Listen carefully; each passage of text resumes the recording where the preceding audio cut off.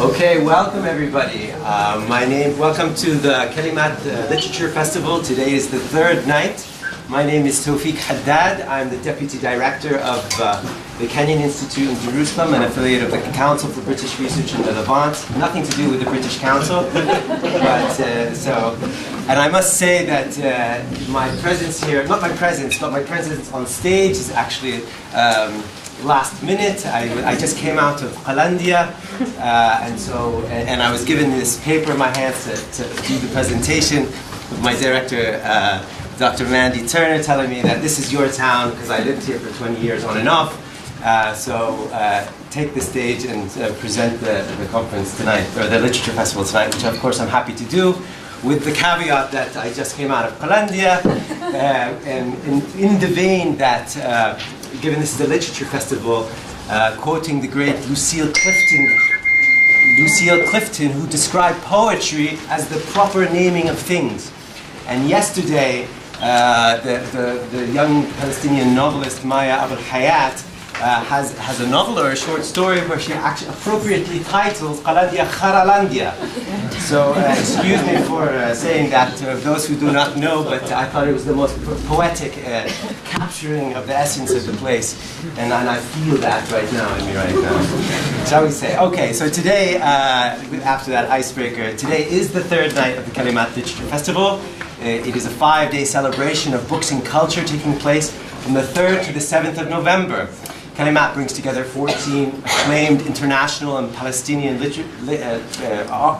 writers and literary figures, organizing nightly public events in Jerusalem, Bethlehem, Haifa, Nablus, and Ramallah. We are also organizing 4 separate workshops in different Palestinian universities: Bir Zayt, Al-Quds, Bethlehem, and Najah. The principle or the basic idea behind Kalimat Festival was we attempted to try and create a space to celebrate and explore how culture and writing act as means for maintaining dignity and hope.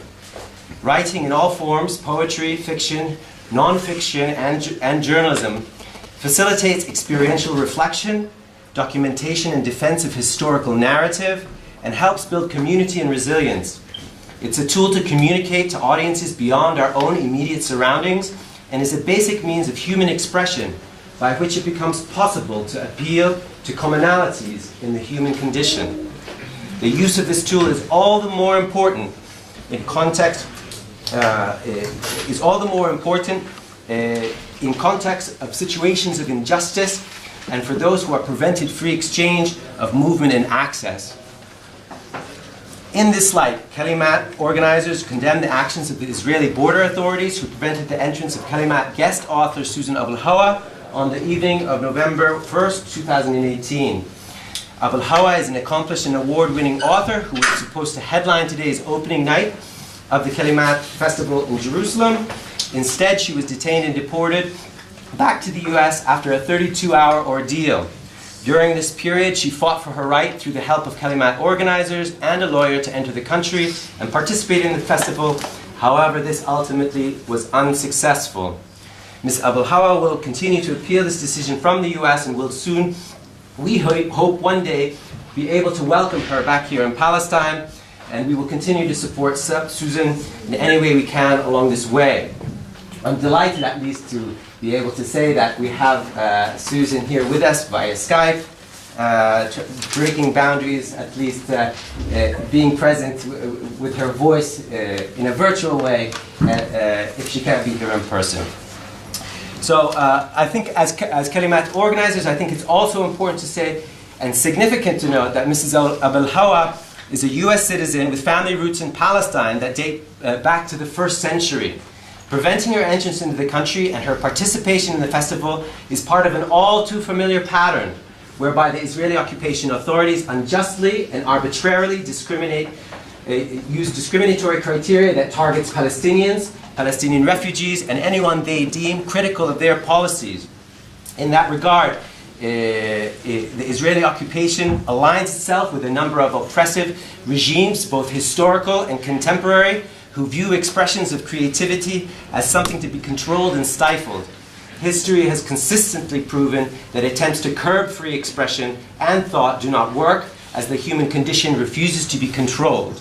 It is in this spirit that we organize this festival tonight.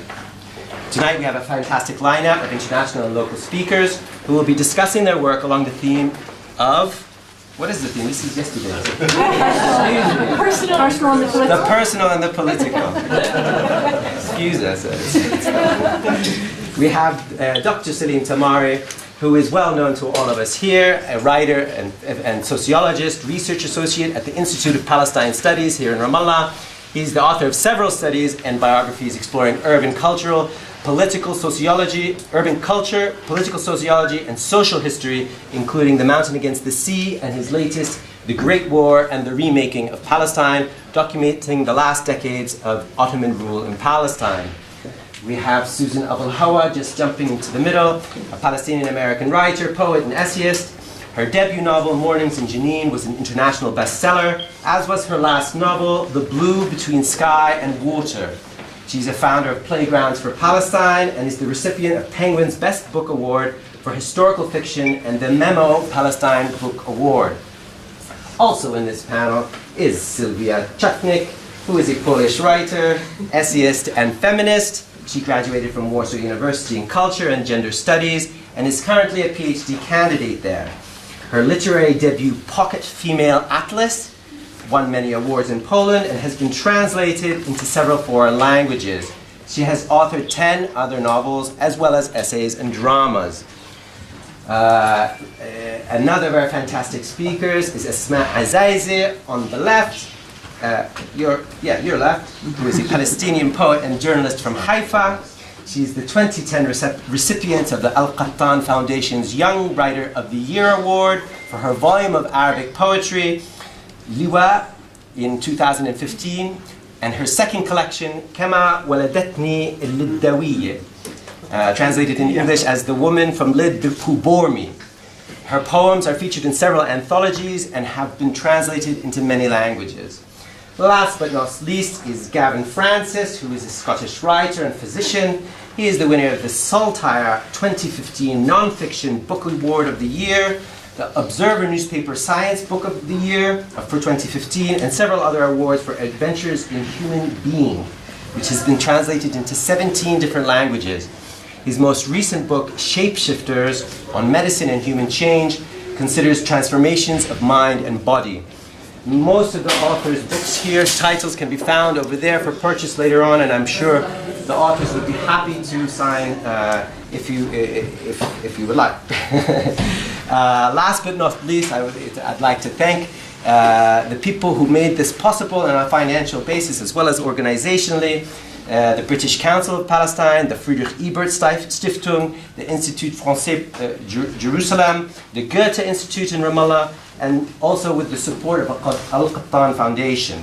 We would also like to thank all the institutions across Palestine who hosted our events, the Palestine Heritage Museum, the first night, Nablus Public Municipal Library on the second night, tonight at the French-German Cultural Center, tomorrow at Dar al-Kalimat in Bethlehem, and Fattoush in Haifa on the final night. So can I ask you first to give a warm welcome, warm Ramallah welcome to our office.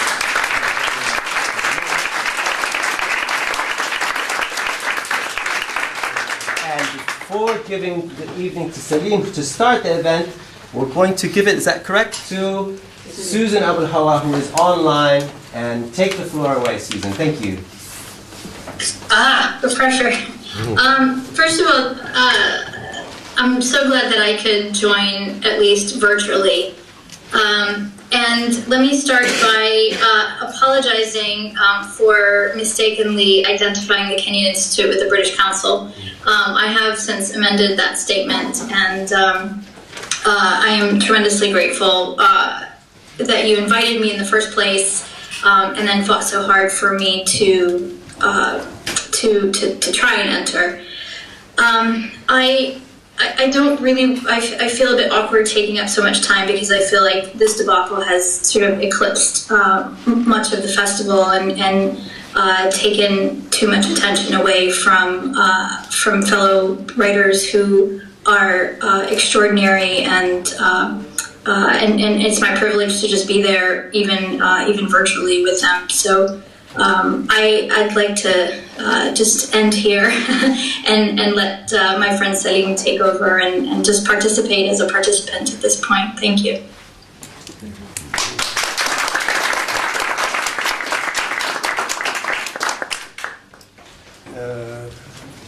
Thank you, Susan.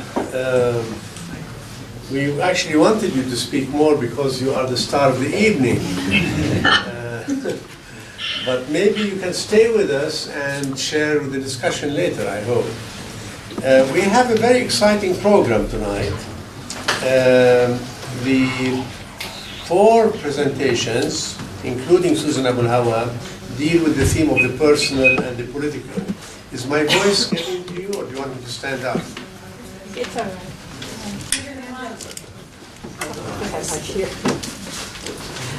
Okay. I will start the discussion by discussing a text with you which deals with the issue of the personal and the political, and that is a historical.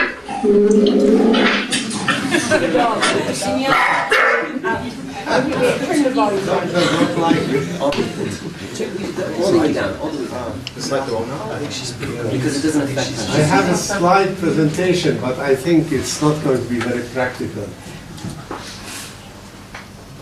This is the end. I think she took just the microphone. Yeah. David, I think Salim has some slides. Okay. I'm going to discuss a text published this year, 100 years ago, by the writer, journalist, and novelist Najib Nassar. And the title of that book is A Page from the Great War. And the theme of it is the life of Miflih al-Ghassani. It's a theme which Rajesh Hadi has written a wonderful book about, with the intriguing title of My Ottoman Uncle.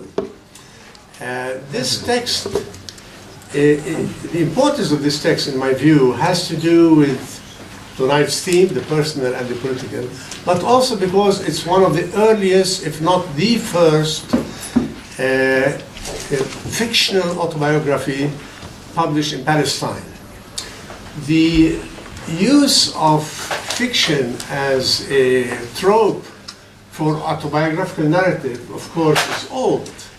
But in the Arab world, it goes back to 1855 when Ahmed Faris al-Shidya, the famous Lebanese Ottoman writer, published his own autobiography under the intriguing title of Saq al-Saq, which means leg over leg, which many people interpret as the sexual act.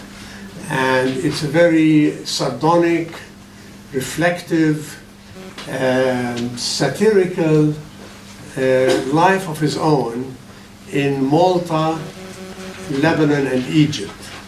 So Najib Nassar belongs to that tradition, which was started by Ahmed Faris Shidya, and his work is not a great literary value, but it's a great historical value, because he reflected on the transition at a crucial point in modern history between the avowal or the adoption of an Ottoman identity to one which becomes either Arab nationalist, regional, Islamic, Christian, and so on. But it is the demise of a vibrant Ottoman identity which is reflected in this work called Miflih al-Ghassani. Miflih al-Ghassani is a very interesting name to choose because, can you... Where's it going? This one? بعده? Huh? I have it. Oh, you have it? Yeah. Next one? Yeah, go on. It deals with the interrogation, trial, and exoneration of Miflih al-Ghassani, which is a nom de plume of Najib Nassar, the Haifa journalist who published the journal Al-Karmel. And the whole book is made up of the hot pursuit of this man by the Ottoman authorities, who accused him of collaborating with the enemy, of escaping from military service, of stabbing the party, the party of Union and Progress, which was the ruling party at the time, in the back during times of war. What's interesting is that the book itself is of much greater ethnographic significance than it is as a reading of history at the time. Of course, it is both. And it was published in a serialized form beginning 1919 about events which took place in 1915, 1916, 1917 during the war. Can we have the next slide? So I call it the ordeal of Mifleh, or Mifleh al-Ghassani, because he chose a name for himself that reflect a lineage to the Ghassasina. The Ghassasina were the last northern Arabian tribe of Christian Orthodox affinities with the Byzantine Empire. During the early Islamic period, the Ghassasina became the strongest Christian allies of the Muslim conquest of the Middle East, of the Levant. And they remained on their religion, that is, they remained affiliated with Orthodoxy, while at the same time being part of the new Arab nation that was emerging by the Islamic diffusion into the Middle East. Why did he choose to use that particular name? Because at that time he wanted to stress both his Ottoman, Arab, and Christian identity at the same time. And the chronicle of Mifleh can be divided into two parts. The first part is his escape from the Ottoman gendarme, where he seeks protection in Transjordan, in southern Lebanon, and in the Jordan Valley on the Palestinian side, in refuge with the Bedouin tribes. And he explains how these Bedouin tribes protected him, but he uses the narrative in their own language. So the dialect is used in that particular novel to describe the daily life of the people as the war was seeping into destruction and dislocation of the region. The second part is made up of the arrest, interrogation, and trial in Damascus, in the military court of Damascus, of Mifleh by the courts of Jamal Pasha.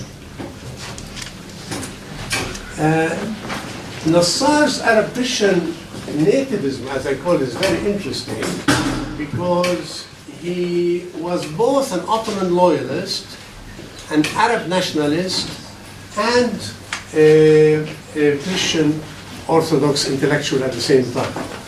He uses a lot of images which reflect on that period, one of which is this coin. I don't know if you can see it, but it's the fifth king of the Ghassasina, whose name is Muhammad, King Muhammad. And King Muhammad was a Christian name at the time, having a cross on his head and his name in Arabic on the side. Now, there's a great deal of controversy about this coin because some people believe that the early Islamic mintage of dinars took the form of Byzantine coins being reprinted with the name of Muhammad for the Islamic armies. But it's also possible that these were the Muhammads of the Ghassasina period. And this is the lineage that Mifleh al-Ghassani identified with. This is the book by Raja Shahade, which shows our friend Raja in pursuit of his Ottoman uncle, Najib Nassar. And in order to do that, he went through a virtual journey to the same terrain in Bisan, Jordan Valley, southern Lebanon, and Transjordan, where Mifleh, that is Najib, was going. One of the interesting episodes in this fictional autobiography is the court wanting to know why Mifleh changed the name of his son. His son's name was Anwar, and he changed it to Adib. Now Anwar, as you probably know, was the head of the Committee of Union and Progress, the ruling Ottoman party, and he was the military hero of the Ottoman state, and he was the chief campaign military commander of the forces in Libya fighting the Italian forces in Libya. So they wanted to know, he was being interrogated, why did he change the name of his son from Anwar to Adib? And he said, well, Anwar was our hero. And when he was in Libya, we were identifying with him. And my son was born at that very moment, so I called him Anwar. Then Anwar Bey, before he became Pasha, escaped. He sort of refused to confront the Italian forces. He escaped and left the Arab fighters in Libya under the mercy of the Italian troops, and therefore I felt that not only were the troops betrayed, but my nation was betrayed, so I changed his name to Adib.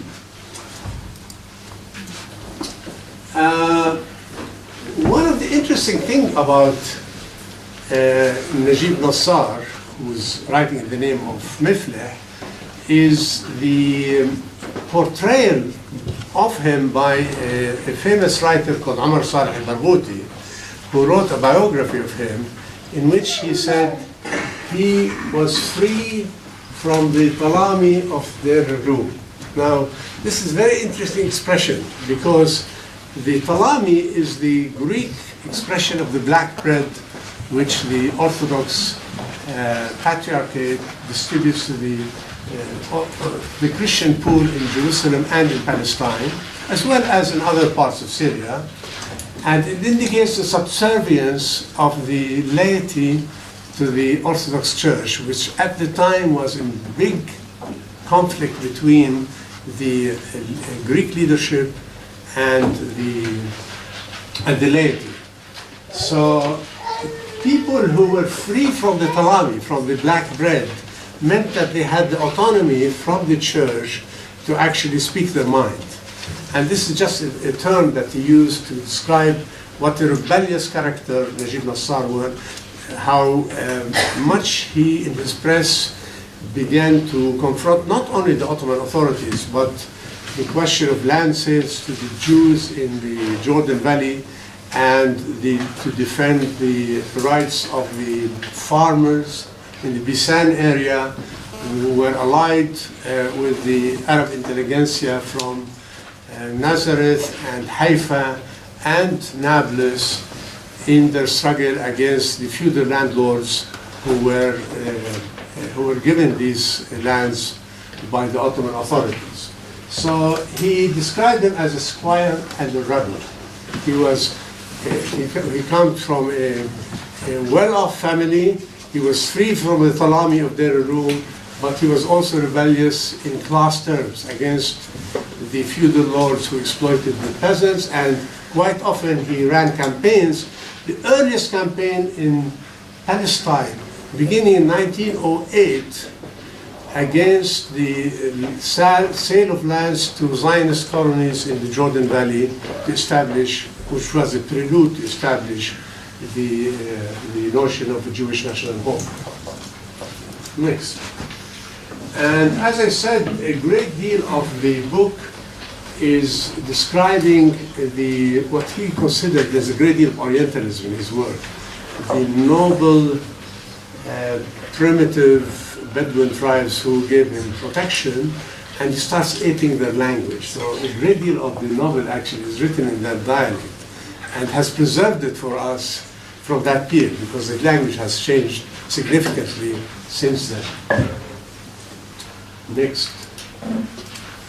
So what were the crimes leveled against Mifleh al-Ghassani in the Damascus court? He gives himself up, he goes to trial, and they accuse him of initiating a campaign against the ruling Unionist party, that he was using his newspaper, which is called Al-Carmel, against German influences, because the Germans were allied with the Ottomans at the time, and propagating pro-British ideas. It's very interesting that Najib Nassar described himself as both Anglophile and anti-imperialist. He identified with British culture, but he was also against British colonial schemes for Palestine, because the French were fighting against Ottomans. And the third accusation was the support for Arab secessionist movements. One of the nightmares of the ruling party at the time was the Bulgarian, Greek, Armenian, and Arab secessionist movements. The last to rebel, actually, among the Ottoman groups were the Arabs, and they became very vigilant because they thought that the Armenian was a lost cause, and by that time the Armenian genocide had begun.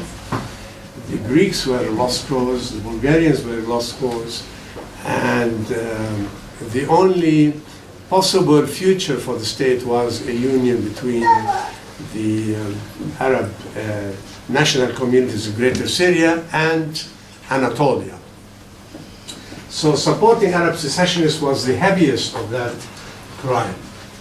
And he was also accused of authorship of anti-government leaflets calling for end to the war. So he was also accused of being a pacifist as well as a collaborationist at the time. Next. Then they ask him about why he changed his son's name, and he explains it. Next.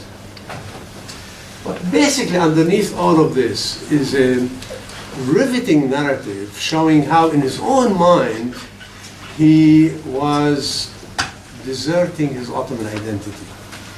And he became aware of the ethnicities that were taking the form of nationalist uprising against the Ottoman state. What is most intriguing is that at the end of the trial, he's exonerated.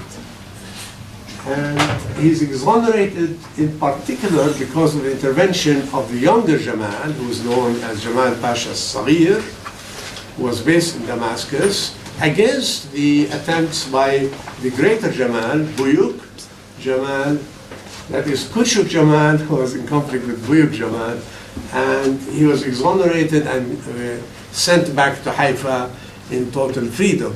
So in a very strange way, that autobiographical fictional work is a testimony to Ottoman justice during the war, which is totally contrary to all of the nationalist writings at the time. So he goes back and immediately begins publishing Al-Karmel again, but now under British rule, because by that time the British had occupied Palestine and Syria, the French in Syria and the British in Palestine, and makes it an organ of social struggles for the peasants and anti-Zionist struggles against the question of establishing a Jewish national home. So the book itself, as I said, is in literary terms, it's not that, it's been attacked severely by literary critics as a very journalistic and almost a PR kind of work. But if you look at it as an ethnography, as a reflection of identity, and as a hidden form of autobiographical narrative, it's extremely valuable work that should be celebrated and saluted. So I end up here only to mention that while I was looking at this book, I discovered a totally unknown sequel called The Story of Adnan Idrisi, which is the second part of the experiences of the Palestinians, also autobiographical narrative of Najib Nassar himself, but under British rule. And this work has never been published except in tidbits in Al-Karmel, and I'm trying to get it published now as a sequel to Miflah al-Ghassani. And I thank you.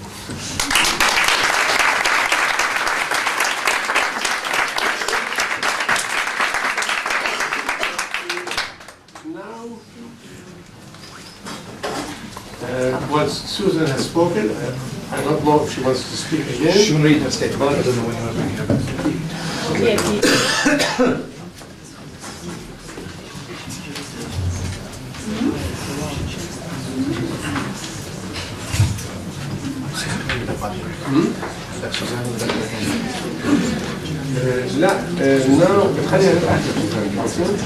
Okay, now we have the great Asma Azazi, who will be reading the poetry. بالترجمة ولا؟ إذا بتقرأ بالعربي أحسن إذا كنت بتقرأ بالعربي. يعني مش موجودات معي هون ف.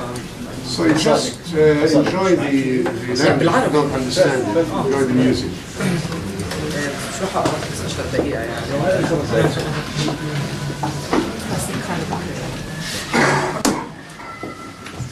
اوكي لازم اوقف لا. هيك تمام؟ علي صوتك شوي بس. لا رح اعلي اكيد. سايكو. إياكم أن تصدقوا أنني أعبر الآن عن ذاتي. إنها بدعة لا تساوي قشرة بصلة. فذاتي قبو غائر في بطن الأرض، وسلالم اللغة إليه نخرتها فئران ضخمة، فهرهرت مثل خشب منشور.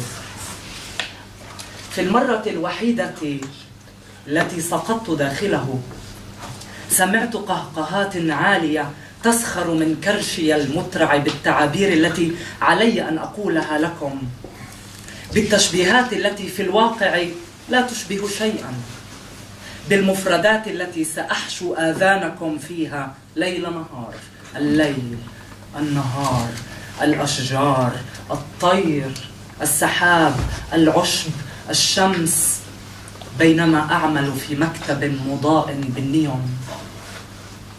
في المرة الوحيدة تلك طنت أذناي طنينا بلا رحمة. أطبقت عليه ماء وهرعت إلى الطابق العلوي أكتب قصائد عن الإنسانية وبشاعة الحروب، وعن العزلة ومنظورها الوجودي، وعن الحب المجرور بعربة موتى.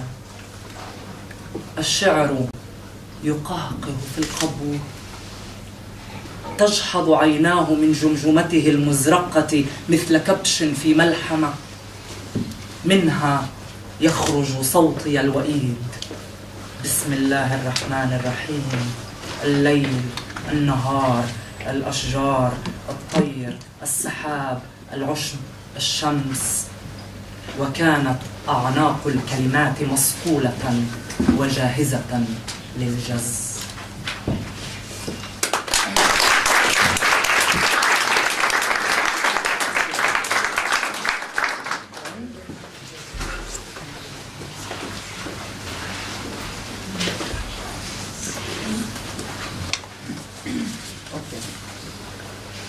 يعاسيب. قبل ملايين السنين لم تكن الكائنات ذوات الأجنحة. جميعنا كنا نزحف على بطوننا وقوائمنا حتى نصل. لم نصل إلى مكان ذي شأن، بل راحت بطوننا تتجلط من الوعورة، وراحت قوائمنا تطول كأنها جبال جبارة. وكلما توقفنا في ظل شجرة صاح أحدنا: وصلنا، فكان وهما أعلى من الجبال. قبل ملايين السنين خرجت يعاسيب من أنهر صغيرة ووضيعة.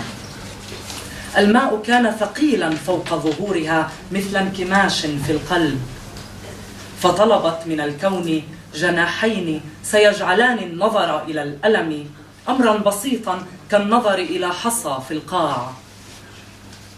ومنذ ذلك الحين ونحن نطير جميعنا، ملايين الأجنحة والطائرات تحجب السماء وتئز مثل جراد جائع. لكن لم يطلب أحد من الكون أن يخلصنا من وهم الوصول، وظلت قلوبنا تنكمش.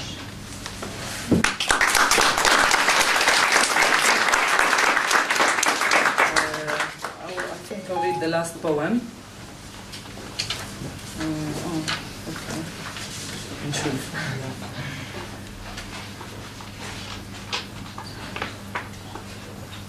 النعش فارغ، أزهار التوليب فوق بطني مغمضة، ويبدو أني سأموت من الملل. علي أن أنطق الآن الكلمات التي غافلتني الحياة قبل أن أقولها.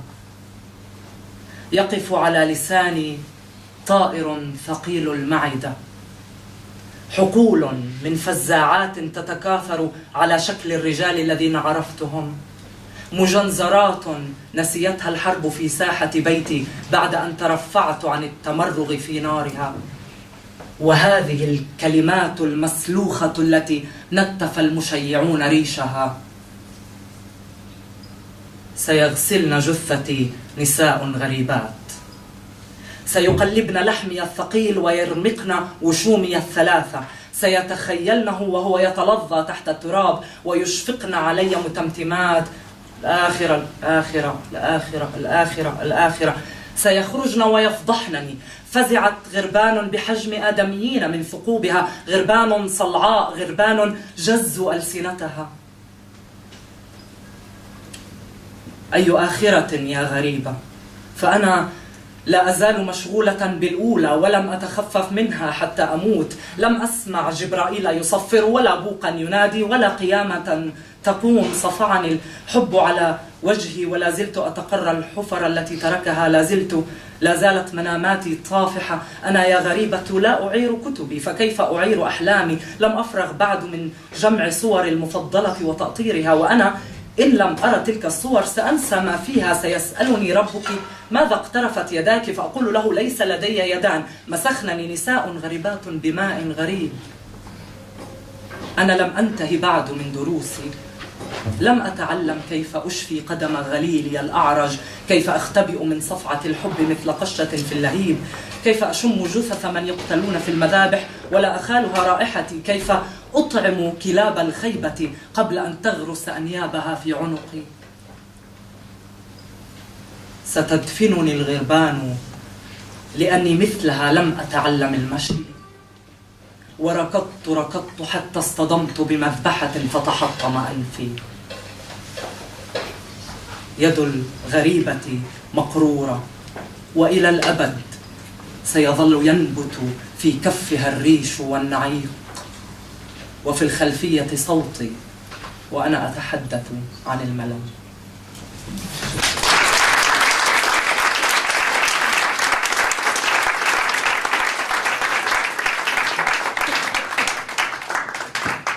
And now we have Sylvia Chutnik, please. Good evening. I'm in a hard situation because I will speak after the historical speech and the poetry, and I'm a novelist, so I will say something about the prose of life and the normality. The terms of public and private for me is very close to the personal is political. I mean, the terms from the second wave of feminism in the late 60s. I use the terms and I use this definition every time when I try to speak about equality and anti-discrimination law. For years I was participating in non-government organizations in Poland, still is. But I was the president of Mama Foundation, and it was the organization based for and with mothers in Poland. So every time when I try to speak about equality between women and men, and also between mother and father in home, I didn't use examples about the government, about the law, about the social theoretical level. I use the personal versus political. So my examples was based on the things that we used to do in home or don't use. For example, I ask people on the workshop meetings or discussions like that, who in your home wash the dishes? Or is it a woman or a man? Who did the whole job around houses? Who is going with children to the kindergarten or playground or school?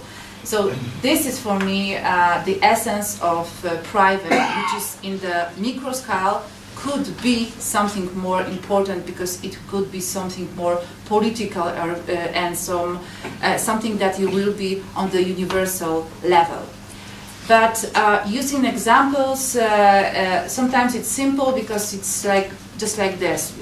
No matter if I'm from foreign countries, everybody had, or more of us had children or experience with housing and cleaning and just the everyday life. But sometimes the examples about private and public is not so usual. And 2 days ago we were on the trip of the old side of the town of Jerusalem, and we spoke about the balcony. And I realized that this space of balcony is not private and not public. It is something between. And for women who are on the balcony, sometimes it could be a safe place because through the ornaments they can see us, but we can see the women. So she could be uncovered mentally, symbolized, and meaning by the clothes. So this is the space between something that we use it every day, something that we are every day in our private life, private places, but it could be public when we start to think about it more political than based on the everyday stories. And me as a novelist and also the author of drama and short stories, the political and personal is sometimes questions about true and false. And I had the experience that almost every time when I meet the audience, I have questions about true or false in my stories. And I know that every time when somebody said, excuse me, but is it a true story? And I said, well, actually no, because they pay me, to false stories. Sometimes I stole them from the other people. Sometimes I just, use my imagination. This is my role as a writer. And I think that in most of the stories, the people are disappointed because they think that me as a writer should be, truly for strong person who will, of course, hear something and see something, but then it could be like a journalist. It could be the truth, because the truth is something that is political first, but public also. So our experience as a society, as a group of people, as a national, it could be something that is true. Otherwise, there is something wrong with the text. So for me, my personal stories, sometimes if I use it on my text, sometimes I wonder, is it public or is it my private? And if it's private, could it be more powerful? And I understand that every time when we use a normal everyday stories based on on our experience of our families or friends or whatever, people that we know, it could be political, it could be strong, but it should be on the real context. Because when we start to think and write about, or just told in our conversations, about just human stories based on, for example, memory studies, and we don't have a real context, it could be a politician context, a society, culture context, for me, there will be only stories. Very good stories, maybe very charmful and, with a strong narrative, but it can't be more universal. Every time when we think and we speak loudly in public places about our experience, we know that this is something that comes from our inside. But on the other hand, for most of the people, it could be just a usual story. when we put it in the different perspective, in the more universal level, that could be a political one. And you said about Raja Shedan, and I remember from his book Occupation Diaries. In Poland it was Dziennik Czasu Oblężenia, that was the translation. Maybe sounds a little bit strange for you. I remember the stories about the gardening or drinking tea with wife. And it was the private stories through the very strong political context. And for me it was so powerful, because I understand that every time when the narrator or the author said me some, sometimes really silly, small stories about his life, he knows that when he figure out and mixing with the political and strong and real society things and took it on the higher level, they will have the powerful. And drinking tea with wives should be with wives. I don't know why, but I see wives. But this is about the love, so just forget about it. So every time when you drink a tea with your husband, that will be better for me. It could be political. When you realize when, why, where you drink it, and what is going on outside of your building, of your safe space around, of your home or your family, of yourself. So that is the personal that could be in the public sphere, and everything that we are doing on the public sphere is political for me. Thank you.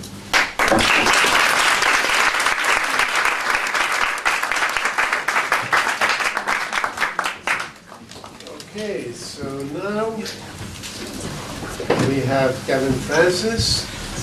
Okay. Thank you for the invitation to come here to Ramallah. It's a great pleasure and a privilege to be here. And I have to say, when I heard the themes of the evening, I wondered, how am I going to address this theme? I'm a physician half of the week. Half of the week I write books. I live in a city called Edinburgh in Scotland, in UK, and that city is relatively peaceful. There's not a great deal of political agitation or complication that I have to deal with on a day-to-day basis. If we take the word political or polis from the polis, of course, my work there as a physician, as a family doctor, is hugely embedded in what happens in that city, the organization of my society, my community. But medicine, the act of being a doctor, of engaging in a consultation, that is purely personal. It's about an empathetic engagement. It's about an encounter between me and another individual, trying to understand their suffering. The word patient means sufferer, from the Latin that we use in English. And it's my attempt to ease that suffering through some kind of dialogue, entering into a kind of understanding, an imaginative understanding of what it's like to be that person. Now, my first two books were travel books about landscape, like trying to engage with a landscape, talking about history, culture, and ideas and encounters in a landscape. And the subsequent two books have been about medicine and how I can approach medical consultations and my patients in a similar kind of way, as a kind of, there's a history to medicine, there's a culture there's a philosophy to every patient's story. And so what I'm going to do for the next 8 or 9 minutes is do the two very short readings from parts of my work which engage with medical practice in a very different context from the one that I'm used to, that engage with medical practice in a place where that other sense of political comes into play. And that's when you look at a political map of the world and it's got all the patches of the colours and they're all different colours. Of course, it's just a creation. It's an imaginative idea that somebody once had, that we could draw this map of the world and put these different colours in. Now, the two books that I'm going to do short readings from are these two books that engage with medicine. And the first one I want to do a very short reading from is describing working in a small clinic in the foothills of India around about the community of the Tibetan government in exile, or around about where the Dalai Lama lives. In the Indian foothills of the Himalayas, there's a Tibetan hospital that serves the community around the home of the Dalai Lama. And between training in emergency medicine and beginning in general practice, I worked there for a few months, managing the leprosy, the dog bites, tuberculosis, dysentery, and the injuries of the local Tibetan population. It was a general hospital that turned no one away, and the job involved delivering a lot of babies, looking after 2 wards full of patients, as well as outpatient clinics twice a week. Through translators, I'd labour to understand 50 or 60 newly arrived refugees, most of whom were suffering from stress headaches, indigestion, homesickness, or diarrhea. Occasionally, there'd be a forlorn Westerner in the queue, pale and emaciated with dysentery they'd picked up by drinking unfiltered water. "I want to live like the locals," they'd say. I'd inform them the locals got dysentery too. There was an alternative to the hospital. Just down the road was the Tibetan Medical and Astrological Institute.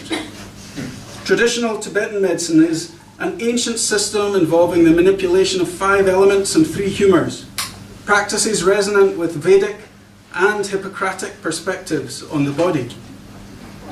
Those patients with vague aches and unusual constellations of symptoms that we couldn't make sense of in our clinics often did well with the traditional Tibetan physicians. I often wished I had a comparable clinic down the hill from my office in Scotland.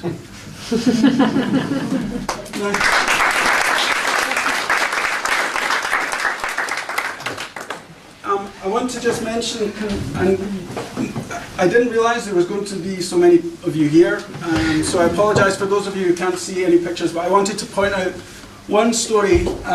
There's a nun here, a Buddhist nun called Wang Mo, that I worked with very closely, and that her story, her personal story of how her life had coincided with the political, is worth relating to you. She is Tibetan, but she decided she needed to study. She couldn't live in China, and she wanted to study traditional Chinese scriptures, and so she had to go to Taiwan to learn Chinese. And now she was living in India. She was actually training as a medic, as a first aid medic, and so her job with the hospital with me was to learn how to become a medic through a kind of 2-year program in order to go back to her convent and there be the kind of medic for that convent. Now, I'm going to focus. There's a picture of Wang Mo giving me a haircut, a Buddhist haircut, for those of you who can see. Now, the second story, and then I'll sit down, is relates to a different experience of working in a hospital in West Africa. And again, I'll do a very short reading. There's a wonderful saying attributed to Chekhov that when somebody starts to read and you don't know when they're going to stop, that is hell. So, I'll only do it for a couple of minutes.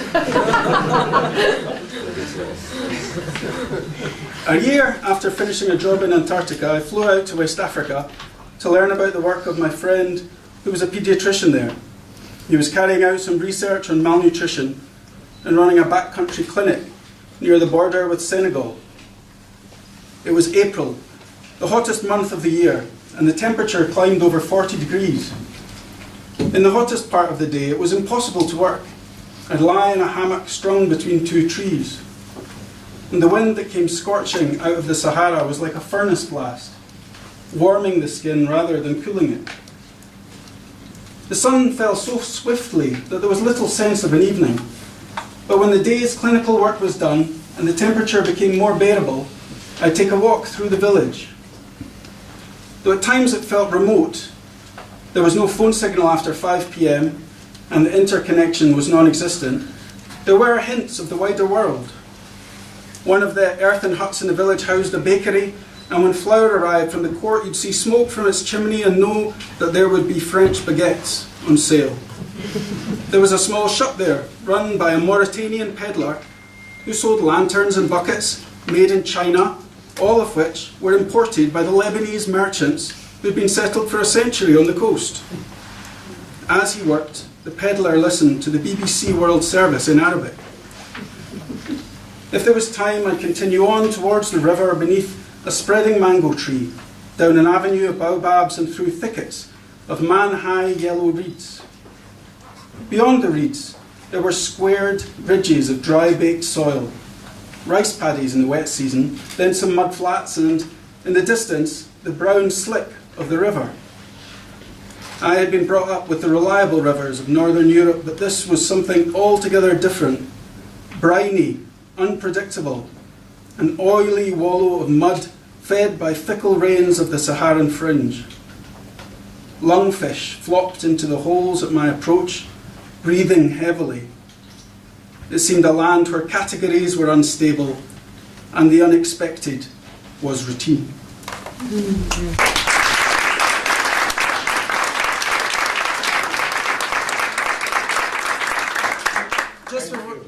Oh, sorry, I was going to finish to tell you just before I finish, there's a wonderful story of borders affecting positive change there.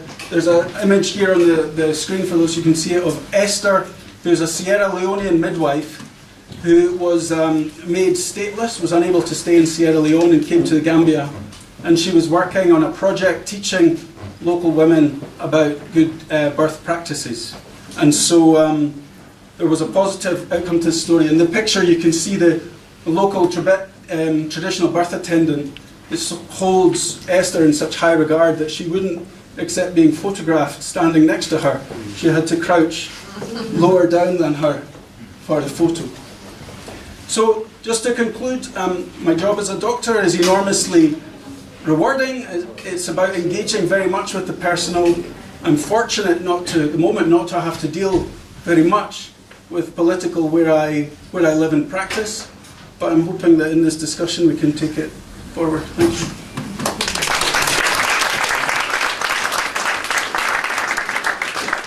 Thank you very much, Gavin. We go back to Susan Abul Hawa and have a statement from her, then we open the field for discussion. Am I back on? Yeah. So, hi again, everyone. I was asked to read the statement that I had published following my deportation. But before I do that, I wanted to just say something about this theme of the personal and the political. I think for me, we all exist within a political context, whatever that context might be, and it could be complete stability, and as in Edinburgh, for example. And we create our art and our literature within this political context. And for me, I don't think there is or there can be a separation. It's a bit like separating water from a river, or trying to tease out the woman from the mother. Even in situations where people who live in more stable political environments sort of create art and they try to say that this is not political, it has no political connotations. Even that is a political statement, because it is it says something politically to be able to be disengaged from what one perceives as political. As Palestinians, everything we do, even something seemingly disengaged from politics, is necessarily political, because we are a people whose very existence is being denied. I think everything that asserts our existence, everything that asserts our historic presence, is necessarily then political. Since this whole debacle has taken up so much bandwidth from the festival, And I do feel a bit embarrassed by that, and feel like I should apologize in some way. But I will, at the request of the festival, read the statement. And if there's time, and if you would like, there's a short chapter from a new novel that's forthcoming that I'd be happy to read if you're interested. Okay, so the statement. I would like to express my deep gratitude to the Kalimat Palestinian Literature Festival, Mahmoud Muna in particular, and to the Kenyan Institute for inviting me, undertaking the expense for me to participate in this year's festival, and for putting up a legal fight for me to enter.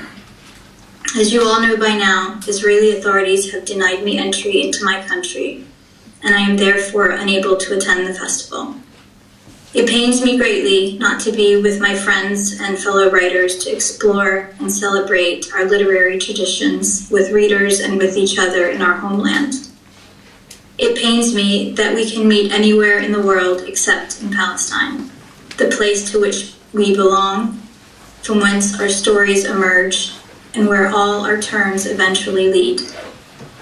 We cannot meet on soil that has been fertilized for millennia by the bodies of our ancestors and watered by the tears and blood of Palestine's sons and daughters who daily fight for her.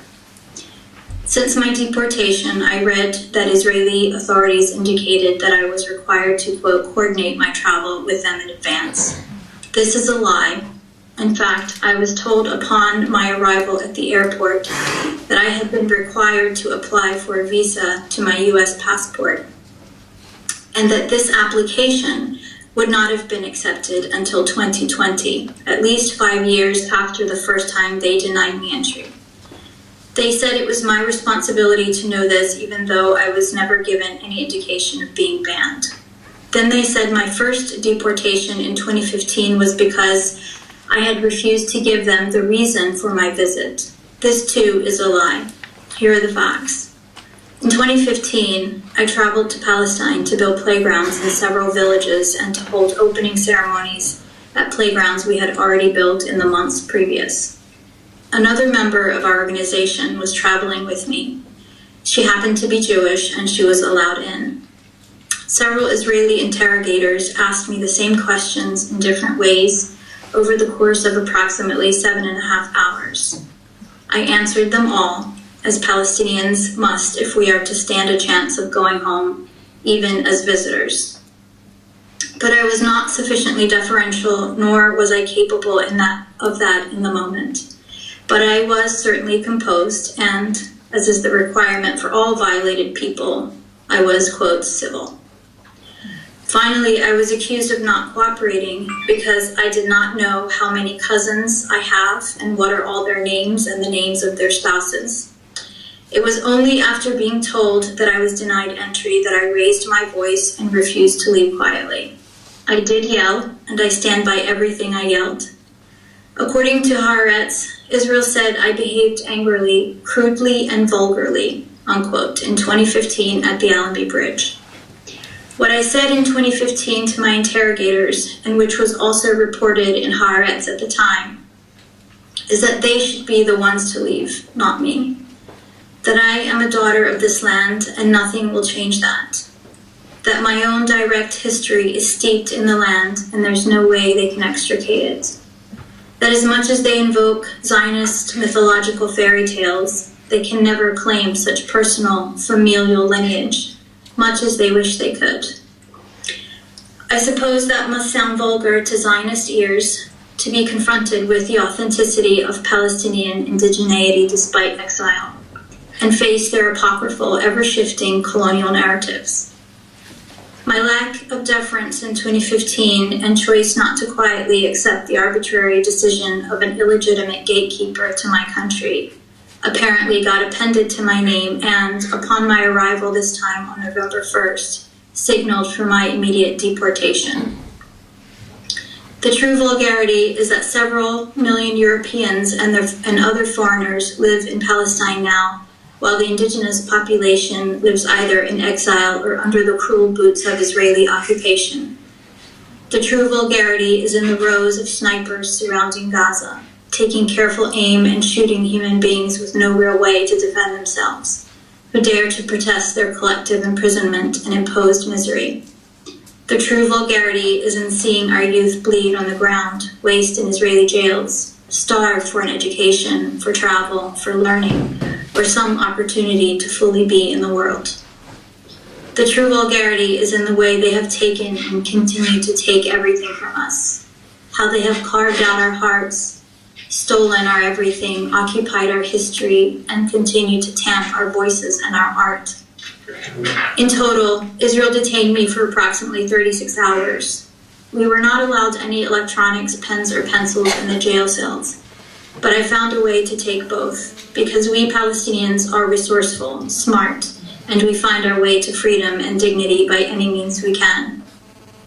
I have photos and videos then from inside that terrible detention center, which I took with the second phone hidden on my body.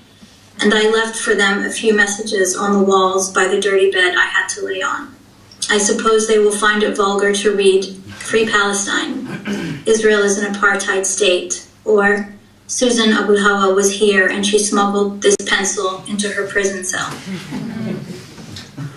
But the most memorable part of this ordeal were the books. I had 2 books in my carry-on when I arrived at the jail, and I was allowed to keep them.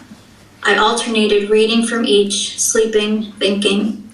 The first book was a highly researched text by historian Noor Masalha, Palestine, a 4,000-year history. I was scheduled to interview Noor on stage about this epic audit of Palestinian millennia-old history, told not from the politically motivated narratives, but from archaeological and other forensic narratives. It is a people's history, spanning the untidy, multi-layered identities of Palestine's indigenous populations, from the Bronze Age until today. In an Israeli detention cell with 5 other women, all of them Eastern European and each of them in her own private pain, the chapters of Noor Masalha's book took me through Palestine's pluralistic, multicultural, and multi-religious past, distorted and essentialized by modern inventions of an ancient past. The bitter irony of our condition was not lost on me. I, the daughter of the land, of a family rooted at least 900 years in the land, and who spent much of her childhood in Jerusalem, was being deported from her homeland by the sons and daughters of recent arrivals, who came to Palestine a mere decades ago, with European-born ethos of racial Darwinism, invoking biblical fairy tales and divinely ordained entitlement. It occurred to me, too, that all Palestinians, regardless of our conditions, ideologies, or the places of our imprisonment or exile, are forever bound together in a common history that begins with us and travels to the ancient past, to only one place on earth, like the many leaves and branches of a tree that lead to one trunk. And we are also bound together by the collective pain of watching people from all over the world colonize not only the physical space of our existence, but the spiritual, familial, and cultural arenas of our being. I think we also find power in this unending, unhealed wound. We write our stories from it, sing our songs and debke there. We make art from these aches. We pick up rifles and pens and cameras and paintbrushes in this space too.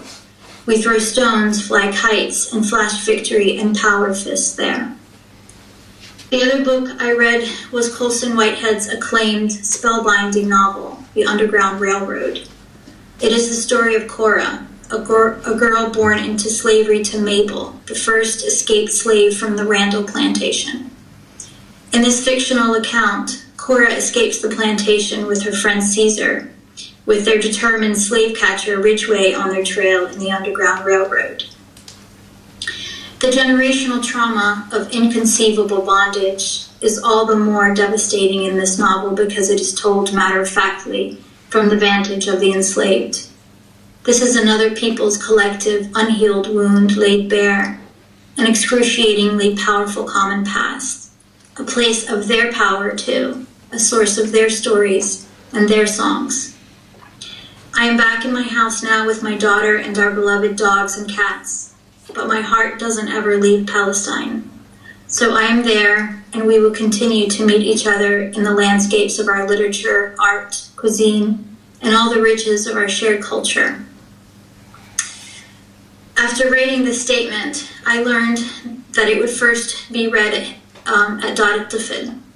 I lived the best years of my childhood there, despite my separation from family and the sometimes difficult conditions we faced living under Israeli occupation.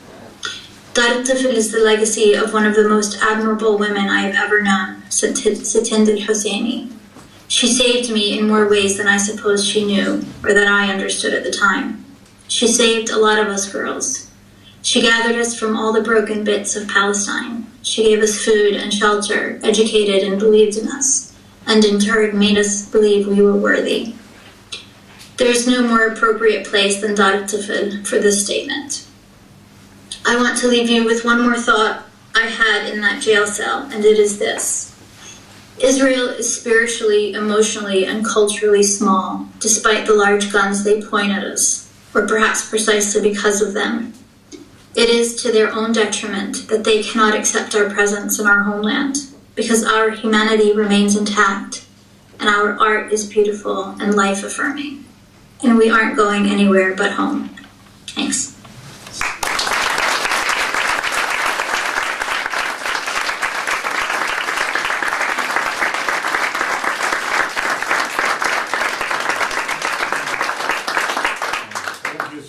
Thank you. Should I read from Maybe we can have a round of discussion and then come back if we have time to Susan's presentation. Would that be all right? It's all right with Susan as well? Of course, of course. Yeah. Well, I have the enviable task of trying to bring together themes that have been presented so disparately by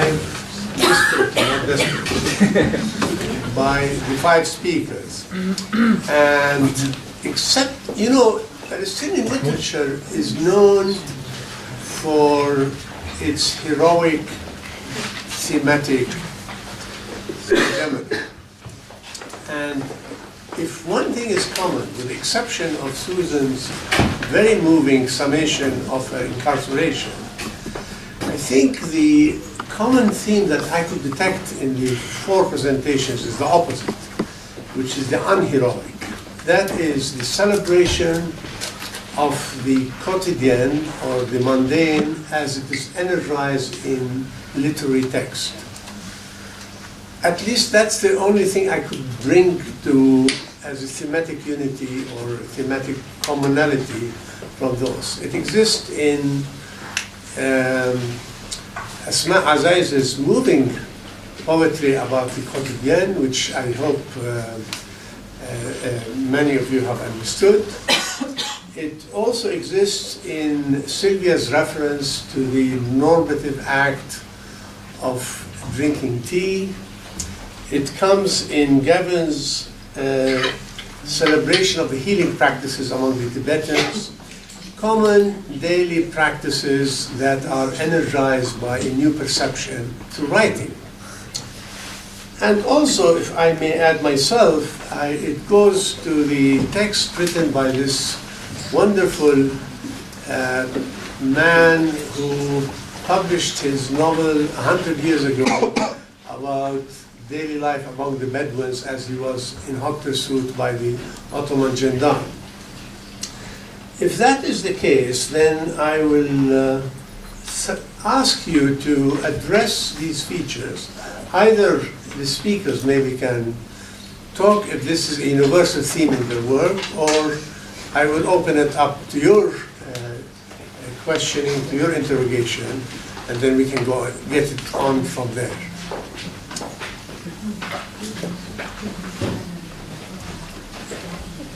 Yes, please. So I would like to start by Suzanne, our statement.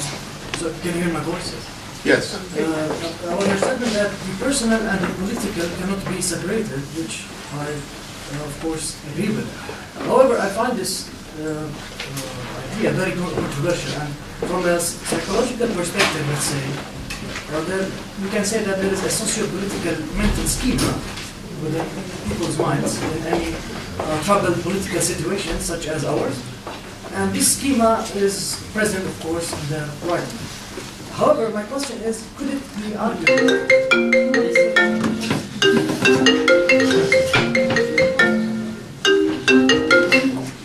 So my major question is, could you have me repeat?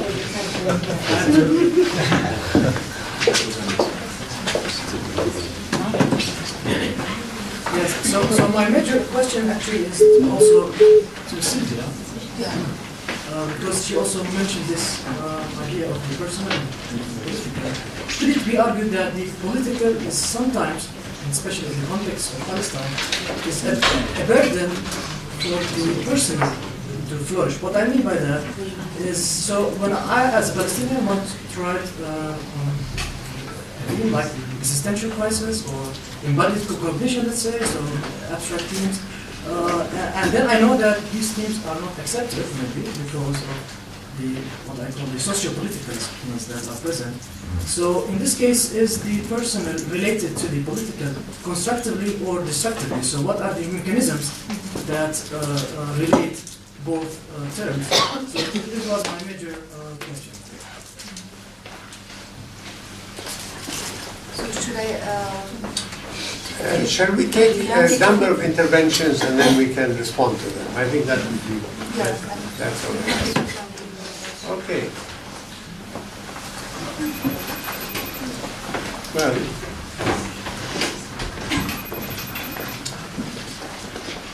in that case, why don't you just... So, I'm not sure about this was to us. Yeah, she's with us. Yeah? Yeah. Yeah, so I could answer? Yeah, go ahead. Well, of course, my opinion is as a foreigner and people outside, and maybe I will just... And the very specific history in Poland with the Jewish, especially after the Second World War and especially in the uprising in the ghetto, is that every time when we speak or discuss about Palestinian issues, there are with Israel people. So in my Polish perspective, your identity as a Palestinian people is really deeply common with the identity of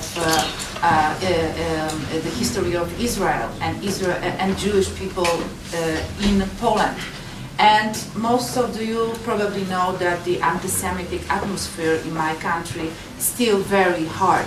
And there are still lots of discussion, not even political, but from the everyday life. So this is very difficult for me. And I understand you that sometimes when we said that, oh, everything that we have also in our everyday life, but also in our art perspective, in literature, painting, etc., is political. It's like, so where is the time to just think about flowers and think about maybe the example we were saying, drinking tea without Palestinian and without Polish Jewish perspective discourse and all of this academic stuff or maybe political stuff. And I don't know I don't know where and when. Probably for you, never. Probably not now. Probably this is the only way to be a normal people. This is the matter of our individual way of thinking about these things. For me, as a woman, for example, based on the gender perspective more than nationality, because Virginia used to say that we as a women don't have a nationality. Our home is, everywhere that we are. So from my women perspective, I'm always women, and for me, this is still very political issues. So this is the answer of the question is the very individual, based on if we or you have enough space in your time, in your life, to be not only Palestinian. is it possible in this political situation? I don't know.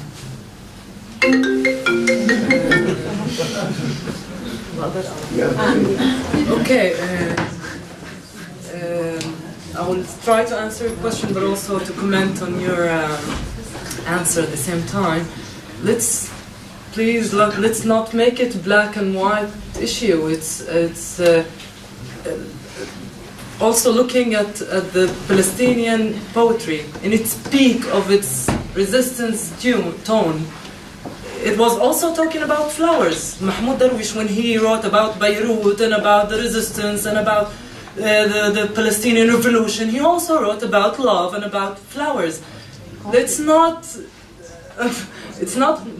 or that.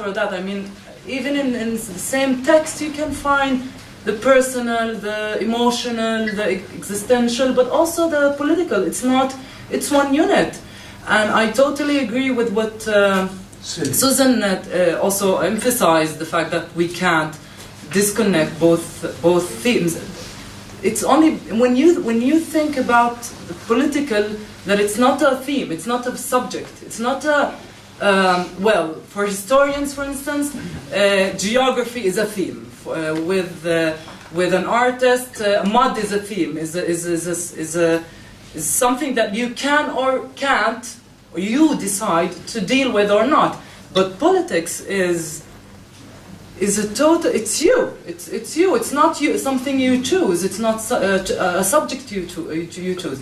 I'll give you an example, a personal thing. I totally live a different experience, completely different experience of what Susan is experiencing with Israel, for instance. Okay, I'll tell you a simple question. I lived in a family. I was born in a village that it's not a. It was not.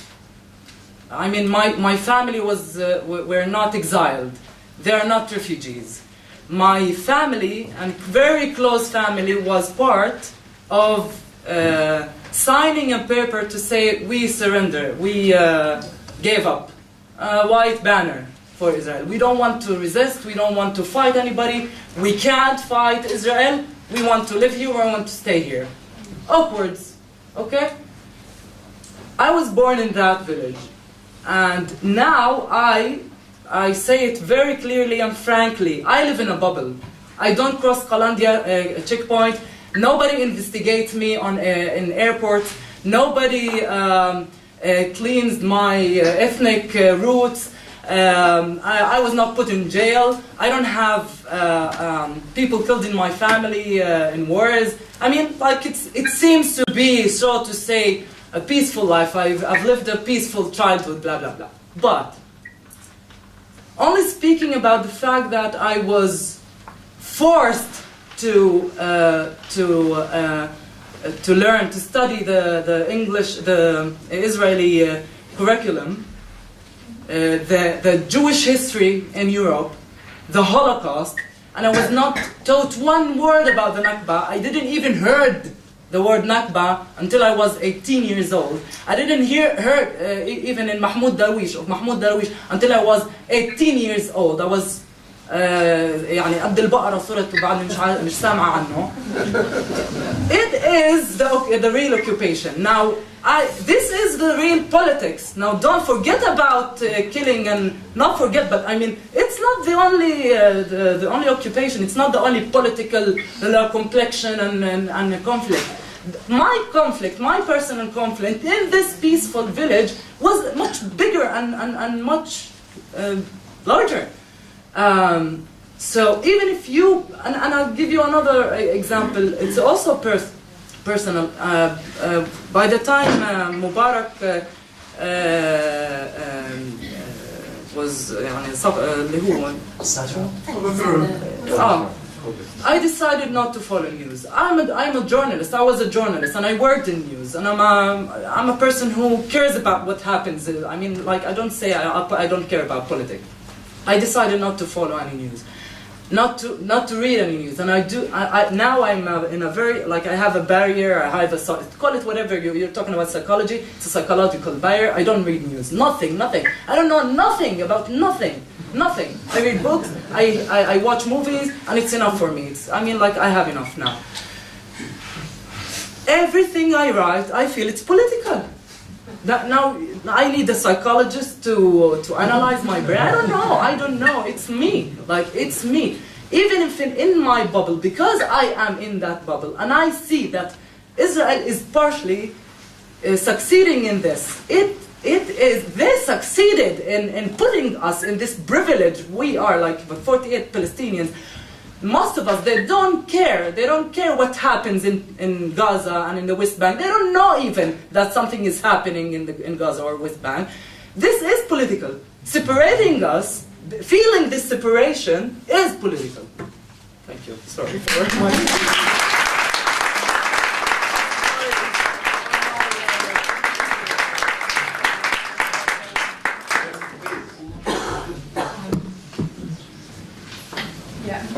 I think that having listened to the narratives and the complex, I'm not a literary person, but I'm trying to understand a few issues. I think that there may be a way to look at things is that most of us writers and like people living the experience of the occupation is that we have comprehensively internalized the impact of the occupation on every aspect of our lives, and henceforth it is reflected also in our creative manners.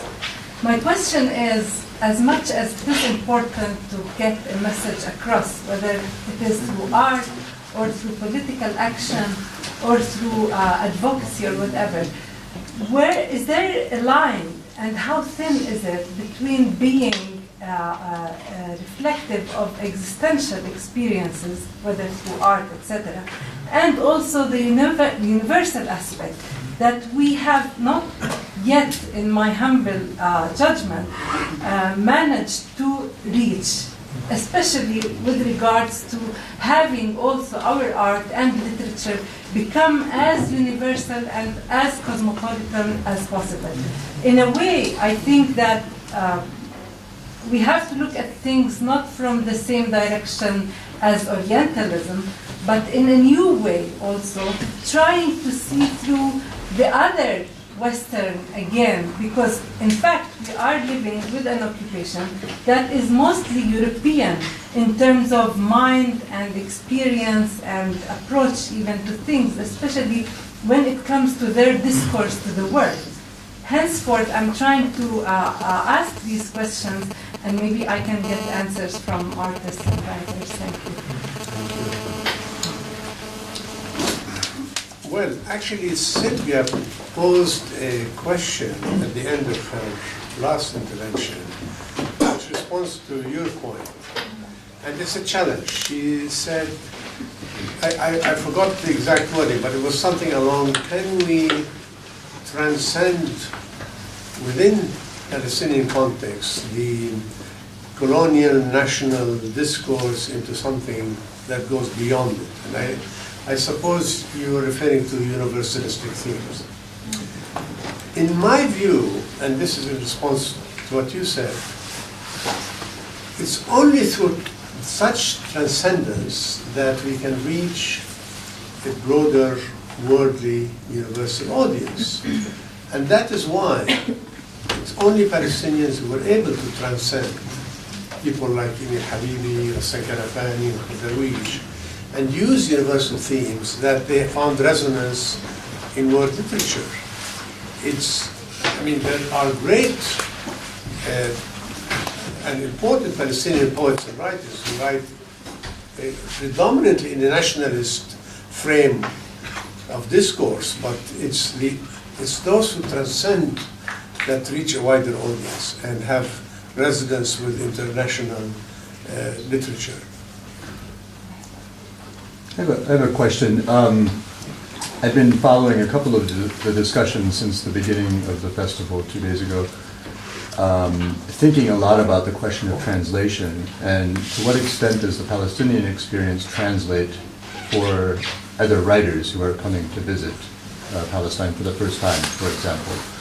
And because I've lived in Poland and I know the Polish context relatively well, I've been thinking a lot about not only the Polish-Jewish problematic and how that translates when you come here, because it's very fraught in Poland, And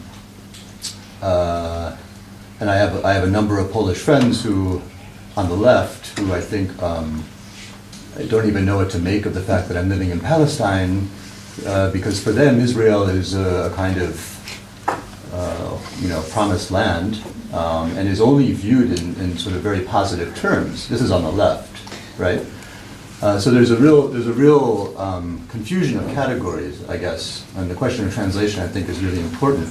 So there's that on one side, but the other thing is my experience of Poland was always somewhere in the background. There was this history of 120 years of occupation in the 18th to the late 18th century through the beginning of the 20th century, which absolutely dominated Polish identity and self-consciousness.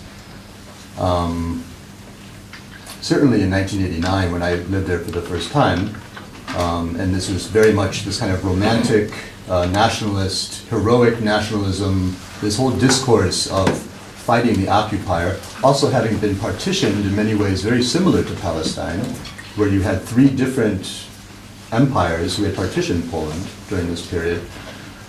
That seems to be completely gone. And I'm really curious, I guess my question is pretty obviously for Sylvia, but I'm really curious for you to come, I assume you're here for the first time in Palestine, but to what extent does the occupation discourse, the kind of, the decolonial discourse, the resistance discourse here resonate in any way with the legacy of Polish resistance to imperialism and colonialism by foreign powers, and how does it translate for you? And also maybe for Gavin and for other people. I mean, how has the experience of Palestine translated? Can it translate without necessarily resorting to universal themes, universal literary themes? You want to come back on that? You want Or me Susan? to ask Cord or ask Susan? Or yeah. I'll add one thing, because I thought Susan's comment about Colson Whitehead's book is absolutely relevant here too, because it does, in a sense, translate into the experience of African Americans. We can hear also a response about the Tibetan context of this.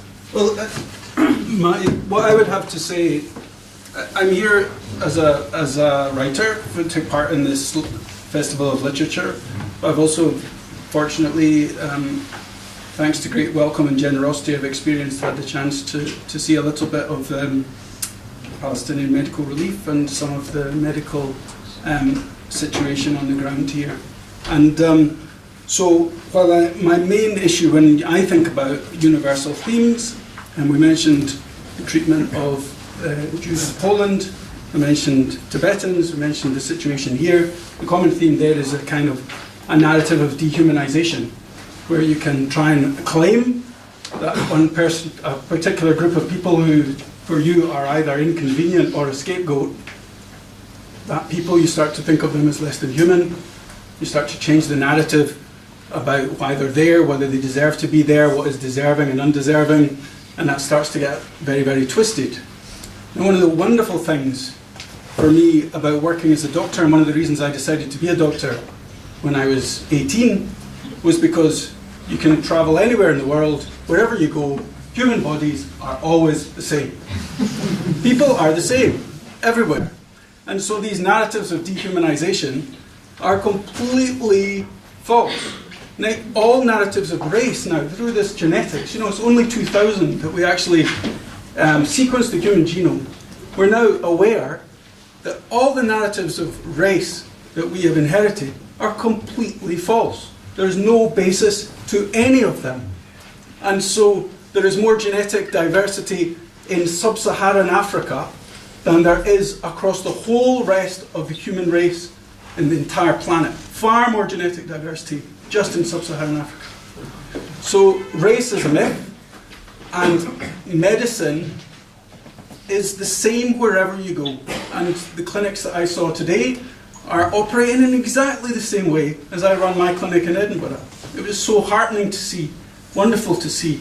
And so literature is a great leveler because people are experiencing the same things: love, hate, grief, ambition, fury, transcendence. People are experiencing these all over the world and trying to write about them. But medicine is also a great leveler, because it doesn't matter where you come from, what race you are, you have the same kinds of conditions. And as I've been hearing here in the last few days, we're starting to see the situation in Gaza is affecting the health of the communities across the border to the north. And so that medicine and illness and sickness is no respecter of boundaries. And so we need to take great lessons from that and recognize the universality of our humanity. Thanks.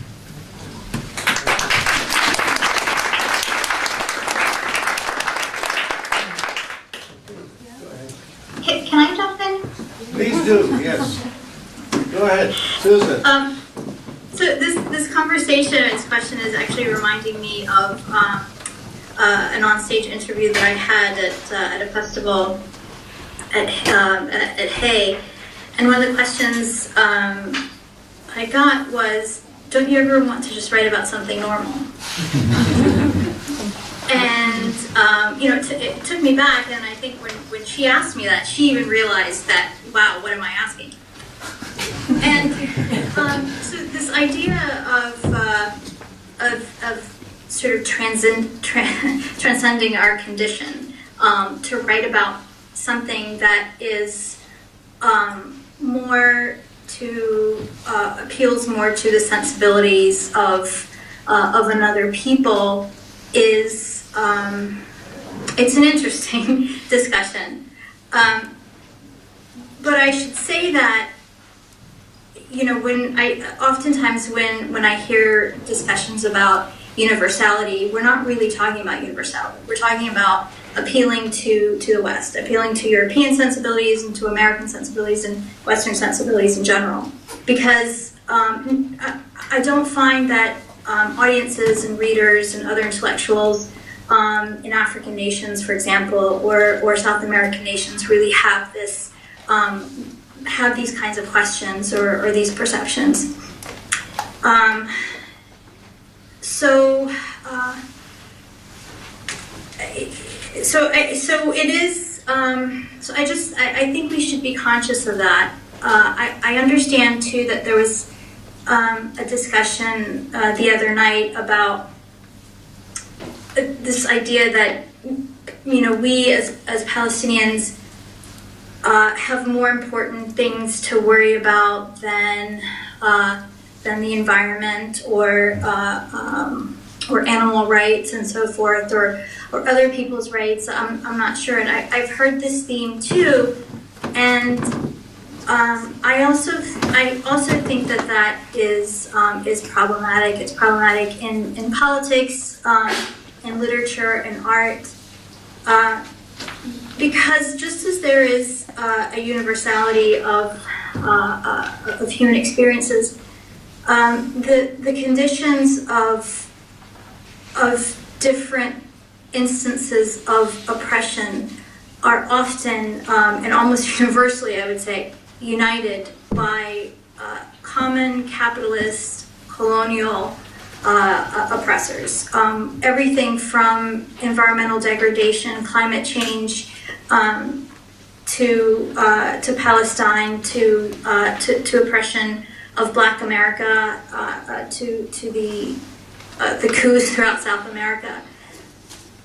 And I think, to me, that having that as a starting point of recognition is a good place to think about the idea of universality, and to keep in mind too that when we talk about the world, that it should not just be we should not just include Europeans and Americans in sort of Western thought, which I think is often like the target and the audience that we speak to, because there's a whole world out there that has for a very long time understood us and been in solidarity with us, and it's a whole world where we really never have to preface our thoughts or defend our art and literature. Thank you. Thank you.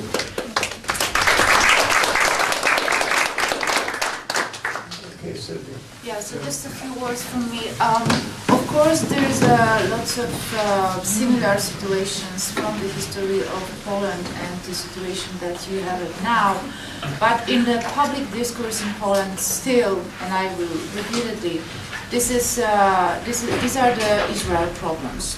And even if we have the very strong symbol, the wall, and the walls that we still remember, especially in my town in Warsaw, the walls of the Jewish ghetto, are the same that the walls are now here. And even this, even if it's like not even an artifact, but it is something like, you know, material that we see it, or in Warsaw we have some kind of like the memories about the walls. So this is still very close to our memory and our past. Still, it has nothing to do with the normally public discourse about the situation. So when you ask about translation, I will ask about understanding. What does the understand mean for us? Usually, to have an opinion, and that's it. I try to understand and you know, put the information just to have opinion about it. And the opinion in the modern world, when you have the media and you said about the informations, it's like that. It's simple.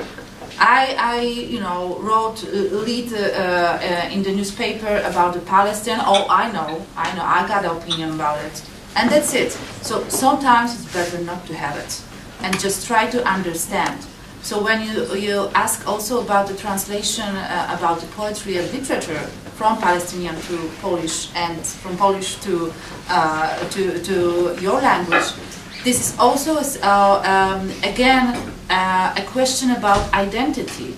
Sometimes the globalization time needs to have something specific from the identity of the nationality, of race, or whatever. But sometimes very important to understand and to think about the more universal level, something that we have in common together, no matter of walls and no matter of west or east side of our world.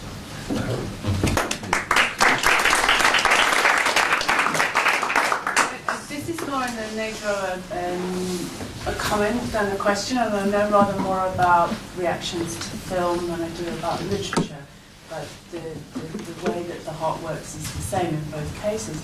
And some of the films that I've seen in the last few years that have been the most universally meaningful to me have been about quite extraordinarily specific situations. And I'm thinking about a film made last year about Jehovah's Witnesses in the north of Britain. And I'm thinking about the story of a Polish nun who discovers that she's Jewish. And I'm thinking about a couple of Palestinians who have to meet in a car at a checkpoint because that's the only place that they can meet. And I think if you write about the particular and you don't care about the universal, then you are writing about the universal. Because if you write or you film something well enough, then you take somebody into that world.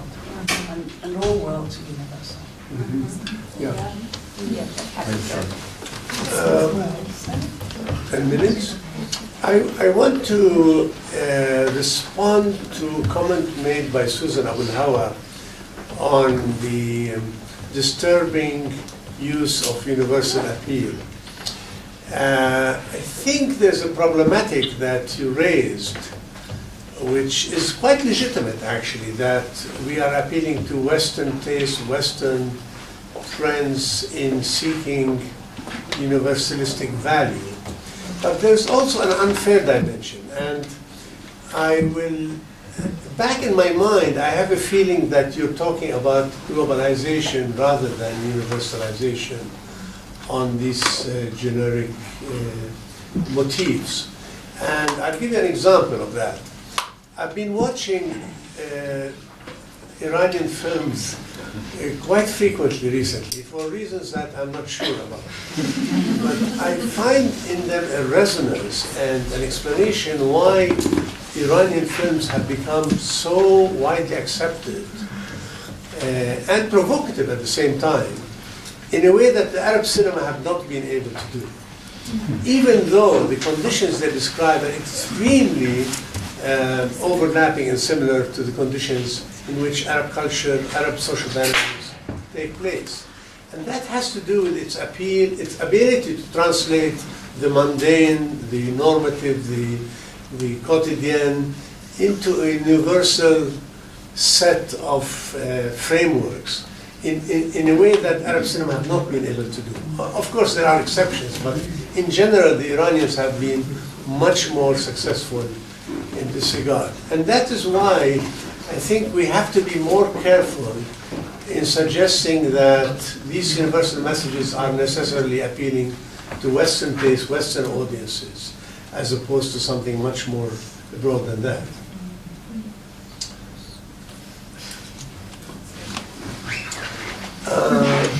Well, if we have 8 minutes now, perhaps we can invite Susan to read from her book. Would that be all right? So we begin with Susan and end with Susan. Are you sure I don't have to read it? It's not. It was just a suggestion earlier. Yeah, we want to hear you. Okay. All right. By the way, I want to tell you that your voice comes through much clearer than our voice. Thanks to the technology. I hear you very well, actually. So this is from a forthcoming novel, tentatively titled River. And the chapter is called Dance and Chaos. I don't remember the first time I danced. It seems to me that women of my generation were born dancing. It was just something we did when we got together for casual gatherings, parties, or weddings. We'd form a circle, clapping and singing as each of us entered the middle to roll our hips. But I knew early on, by the way people loved to watch me, that I could move others when I danced. When the music plays, I leave my body to do what it wants. I never tried to control anything. Not my body, not the music, not even my fate. It was complete surrender to music and all the unseen, unknowable forces that it inspires. I let rhythm rub against my soul and wrap around my breath. Maybe that's what people saw, because dancing is the nearest I've ever come to true faith. Eastern dance, what people who don't know better call belly dancing, might look like controlled, orchestrated movement, but it's exactly the opposite. It's about chaos and anarchy. Eastern dance is the antithesis of control. It's about relinquishing power over one's body and bestowing autonomy to each and every individual part, to every bone, ligament, nerve, and muscle fiber, to every skin and fat cell, every organ, liver, heart, kidneys, lungs. I suppose this is true of every form of native dance, but all I know are the rhythms of Babylon, Sham, Al-Khalij, and North Africa. This is the music that lived in my body while it matured from infancy, and that settled in my bones. The lyrics of Kalthum, the plaint of an eye, the melody of a qanun, or the rasp of a oud are the sounds of my life. They echo inside me, through time and with the stories those ancient instruments made.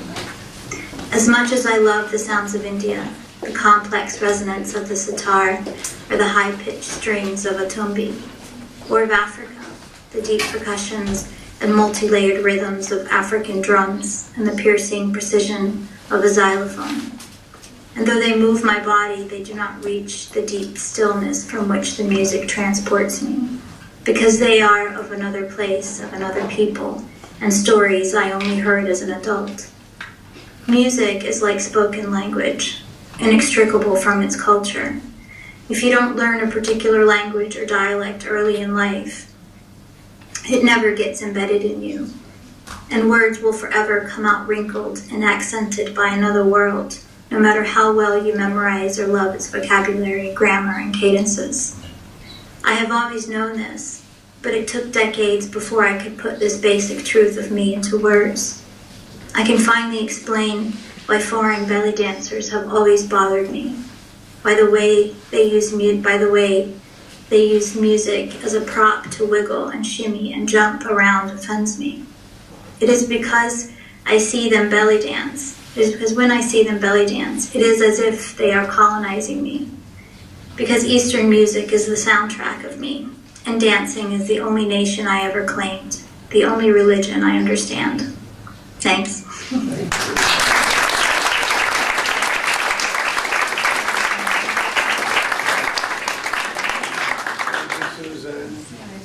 Thank you. Thank you for all the participants, and thanks to Thanks, everybody.